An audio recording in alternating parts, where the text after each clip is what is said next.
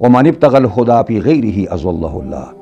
څوک چې هدایت لټوي په ما سوا د قرآن کې الله به گمراه کی.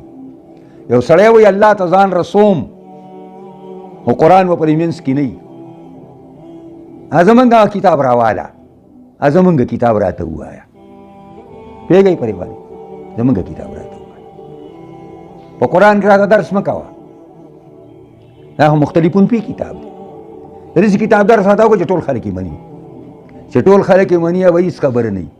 د مولانا مودودي رحمت الله علیه ته چا ویل صاحب که دې خبرو کې م لږ داسې لچک او نرمي راوستی وی، نو ستاسو دا خبرې ډېرې زیاتې قدرمنې خبرې دا به یې ټولو خلکو منلی وی. مولانا ورته وفرمایل ویل ستا دا خبره زما ذهن کې م ده او ما په دې ډېر سوچ کړی دی چې زه داسې خبرې وکړم چې ټولو خلکو ته قابل قبول وي، خو زه په دې نتیجه آخر کار ورسېدم چې زه به 2 کلي م ونه لیکم داسې چې ټولو خلکو ته قابل قبول وي. 2 کلي نه دي دا به م زه ونه لیکم. دا چېرته کېدای شي چې ستا خبره تمامې دنیا ته قابل قبول وي.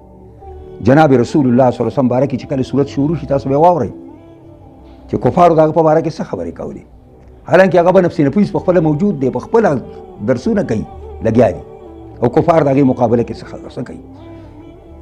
نو دا ومن ترکه من جبار ومن ترکه ومن ابتغى الهدى فی غیره، څوک چې طلبوي هدایت او درست لار په غیر د قرآن کې اضله الله، الله به ګمراه کی، الله به بېلارې کی. قرآن واحد لار ده الله ته رسېدلو، واحد لار ده. وحبل الله المتین، دا قرآن د الله رسی ده او پړی دی بیاسته ده. او قرآن کې بل ځای کې راځي لن فصام لها، دا داسې ده چې شلیدونکې هم نه ده. حدیث کې بلکې راغلي دي چې دا قرآن د الله رسی ده، یو سر د خلکو سره دی او بل د الله سره دی. څوک الله ته ځان رسوي دا قرآن د کلک په لاس کې ونیسي. وهو ذکر الحکیم، دا د الله تعالی محکم ذکر دی. که ته ذکرونه کې نو د قرآن نه لوی ذکر بل نشته، بس د قرآن تلاوت کوه دا لوی ذکر دی، دا غټ ذکر دی. دا نه چې مال دا وظیفه راکړې ده او مال دا وظیفه راکړې ده.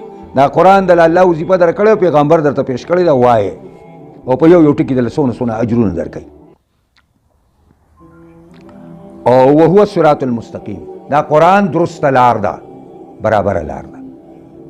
که تاسو سوچ کړئ او مونځ تاسو کله کوئ نو تاسو چې هر رکعت کوئ که امام پسې کوئ نو ستاسو امام لګیایي او که ځان لی کوئ نو هر یو زنانه او نارینه لګیایي او داسې وایي چې اهدنا الصراط المستقیم.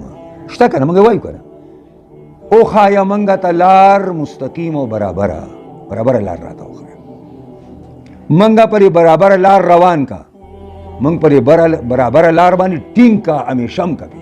دا معناګانې دي، دا موږ وایو که نه او په هر مانځه کې او په هر رکعت کې وایو. نو پیغمبر خدا وفرمایل چې دا قرآن صراط مستقیم دی. ته چې د کم هر رکعت کې مطالبه کې نو وهو الصراط المستقیم، دا قرآن درسته لار ده چې په دې روان شي نیغ به الله ته ورسې، نیغ به د الله رضا ته ورسې، نیغ به جنت ته ورسې.